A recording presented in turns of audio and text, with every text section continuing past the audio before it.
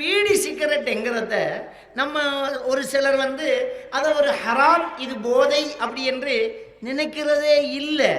அதனால தான் அந்த பீடி கம்பெனி நடத்துகிறவர் கூட சில நேரம் பள்ளி வாசலுக்கு மறைக்காராக இருப்பார், தலைவராக இருப்பார். பீடி கம்பெனி நடத்துகிறவர் அல்லது பீடி கம்பெனி நடத்துகிறவர்கிட்ட போய் வசூல் பண்ணிக்கிட்டு இருப்போம். வீடு சுற்றுற தொழில் நம்ம வீடு வீடாக செஞ்சுக்கிட்டு இருக்கிறோம். இது எவ்வளோ பெரிய ஒரு ஹராமான தொழிலுங்கிறத நாங்கள் சிந்திச்சு பார்க்கணும். நம்ம ஒரு ஹராத்தை, ஒரு மக்களை அழிக்கக்கூடியதை, ஒரு விஷத்தை, ஒரு கொடிய ஆயுதத்தை இன்னைக்கு நாங்கள் செய்கிறதுக்கு துணையாக இருக்கிறோமே அப்படிங்கிற ஒரு மனவலி, வருத்தம் நம்ம எல்லாருக்குமே இருக்கணும். ஏன்னா நம்முடைய நாட்டினுடைய சுகாதார அமைச்சு சொல்லுது, பீடி சிகரெட்டால் மட்டும் வருஷத்துக்கு 25,000 பேர் சாவுறாங்க. பீடி சிகரெட்டால் மட்டுங்க, வேற மற்ற போதைப் பொருளை சொல்லலை. இந்த பீடி சிகரெட்டால் மட்டும் இலங்கையில் ஒரு வருஷத்துக்கு 25,000 பேர் சாகுறாங்க. நம்முடைய நாட்டில் 30 வருஷம் பயங்கரவாத யுத்தம் நடந்தது, ஆயுத போராட்டம் நடந்துச்சு. அந்த 30 வருஷ போர்லேயே நம்ம நாடு இழந்த உயிர்களின் எண்ணிக்கை அன்னளவாக 1,00,000 தான். ஆனால் 4 வருஷத்தில் பீடி சிகரெட்டு மட்டும் நம்மள்கிட்ட 1,00,000 பேரை எடுக்குதுங்கிறது நாட்டினுடைய புள்ளி விவரம். அப்போ இந்த பீடி சிகரெட் எவ்வளவு ஆபத்தானது. அடுத்தவன் சாவுறத்தை நம்ம வீட்டில் கைத்தொழில் செய்கிறோம், கம்பெனி நடத்துகிறோம், லேபர் பார்க்குறோம், கோயிலில் கொடுக்கறது, இலவட்டி கொடுக்கறது, கம்பெனி பீடி பார்க்குற ஆள் நம்ம ஆள், பீடி கம்பெனி, அதில் அந்த பீடி லேபல், அதுக்கு பீடிக்கு பேர் சுப்ஹானல்லாஹ். அந்த வீடிக்கு பேர் முஸ்லிம்களுடைய சில அடையாள சின்னங்களை வச்சு அந்த வீடிக்கு பேர் வச்சிருக்கிறது. விளங்கிட்டா? அப்போ இந்த வீடி கம்பெனியை நடத்துகிறோமே, அது எவ்வளோ பெரிய பாவம். இந்த வீடி கம்பெனியால் எவ்வளோ பெரிய பிரச்சனை. இந்த வீடியை நம்ம சுற்றுறது எவ்வளோ பெரிய ஆபத்து. இதை சொன்னால் அப்போ நீங்களா காசுதார, அதை சுற்றித்தானே நாங்கள் பிள்ளை குட்டிகளுக்கு சோறு கொடுக்குறோம் என்று இந்த வீடி சுற்றுற பெண்கள் சொல்லுவாங்க. அன்புக்குரியவர்களே, ஒரு விஷயத்தை நாங்கள் தெளிவாக புரிஞ்சு கொள்ளணும். ஒரு ஹராத்தை நீங்கள் செய்யணும்டா நம்ம ஒரு விஷயத்தை விளங்கணும், அந்த ஹராத்தை விடணும். அல்லாஹ் ரிஸ்க் கலக்கிறான் என்கிறத நாங்கள் புரிஞ்சு கொள்ளணும். அல்லாஹ் தஆலா சூரத்துல் ஹூத் 6வது வசனத்தில் சொல்லி காட்டுறான், ஒமாமின் தாபத்தின் ஃபில் அர்லி இல்லா அலல்லாஹி ரிஸ்குஹா. ஒவ்வொரு உயிருக்கும் ரிஸ்க்கு பொறுப்பை நாம் எடுத்துட்டோம் என்கிறான் அல்லாஹ். இதை விடுங்க, ஒரு ஹலாலானதை செய்யுங்க. வீடிதான் சுற்றி சோறு கொடுக்கணும்னு நினைக்காதீங்க. அப்படி ஒன்று நம்ம செய்யக்கூடாது. நம்மளால் ஒரு பிள்ளை சாகக்கூடாது, நம்மளால் ஒருத்தன் செத்து போகக்கூடாது, நம்மளால் ஒரு சமூகம் அழிஞ்சு போகக்கூடாது. அப்படிங்கிறத நாங்கள் தெளிவாக புரிஞ்சுக்கணும்.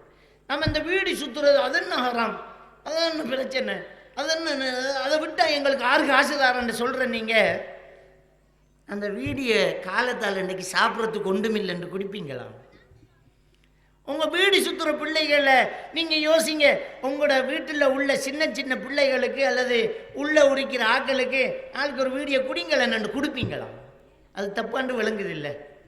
வீடு குடிக்கிற வாப்பாவே மகன் வீடு குடித்தா வெளுத்து வாங்குறான். அவனுக்கு தெரியுது நான் தான் தப்பு செய்கிறேன், நீ ஏன்டா அதை செய்கிறான்னு.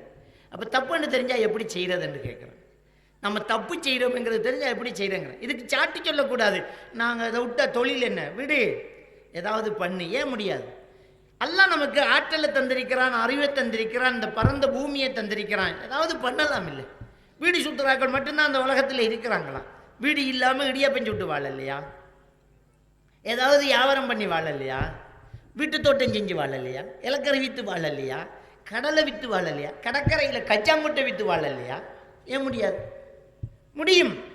நம்ம ஏதாவது பண்ணுவோம். அல்லாஹ் எழுதின ரிசுக்கு நமக்கு கிடைக்கும். அல்லாஹ் எழுதின ரிசுக்கு கடுகளவும் குறையவும் மாட்டாது. அல்லாஹ் எழுதாத ரிசுக்கு நமக்கு கிடைக்கவும் மாட்டாது. நம்ம அமெரிக்காவுக்கு ஜனாதிபதியானாலும் எழுதப்படாத ரிசுக்கு கிடைக்காது. சோமாலியாவில் பிச்சை எடுத்தாலும் எழுதின ரிசுக்கு நம்மளை விட்டு தப்பாது, கிடைச்சித்தான் ஆகும். இந்த யதார்த்தமான ஈமானிய அறிவு நம்மகிட்ட எப்போவுமே இருக்கணும். அப்போ முதல்ல நம்ம தெளிவாக புரிஞ்சுக்கொள்ளணும், இந்த பீடி சிகரெட்டு கூட ஹராம் தான், அதனாலேயும் மக்கள் சாவுறாங்க அப்படிங்கிறத புரிஞ்சுக்கொள்ளணும். பொதுவாக இந்த பீடி சிகரெட்டால் மற்றைய சாராயம் குடிக்கிறான் அவன் மட்டும்தான் பிரச்சனைக்கு உரியவன், அவனுக்கு மட்டும்தான் பிரச்சனை. ஆனால் இந்த பீடி சிகரெட்டால் அடுத்தவங்களுக்கும் பிரச்சனை.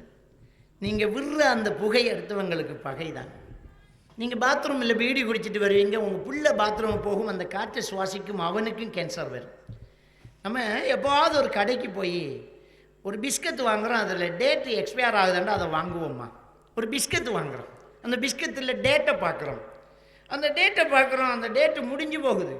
என்னடா இது 9ஆம் மாதத்தோட முடியுதே, என்னடா நீ இதை விற்கிறங்கிறோம். பிஸ்கட்டுங்க, அது நாத்தம் இல்லை, நாரல்ல, அது வண்டு அடிக்கலை, அதில் எந்த ஒரு ஓட்டையும் விழலை, நல்லா தான் இருக்குது. ஆனால் அந்த பேக்கில் போட்டிருக்கிற அந்த பெக்கில், அந்த பொட்டியில் போட்டிருக்கிற அந்த டேட்டை பார்க்குறோம், அந்த டேட் எக்ஸ்பயர். என்ன செய்யணும்? தூக்கி வரமா வையி, புது பிஸ்கட் இருக்கா அப்படின்னு கேட்குறோம். திங்கிற பிஸ்கட்டில் எக்ஸ்பயர் டேட்டை கூட நம்ம பார்த்து சாப்பிட்றோம். ஏன்னா நம்மளோட உடம்பு கெட்டு போகக்கூடாது. அதை தப்புன்னு சொல்ல, அதான் கரெக்டு, அப்படி தான் இருக்கணும். எந்த ஒரு பொருளுக்கும் உற்பத்தி டேட், அதனுடைய காலாவதி டேட்டு கண்டிப்பாக இருக்கணும். பழசை பாவிக்கக்கூடாது, நோயாகிடும். அது சரி, பிஸ்கட்டில் எக்ஸ்பயர் டேட் பார்க்குறோம்.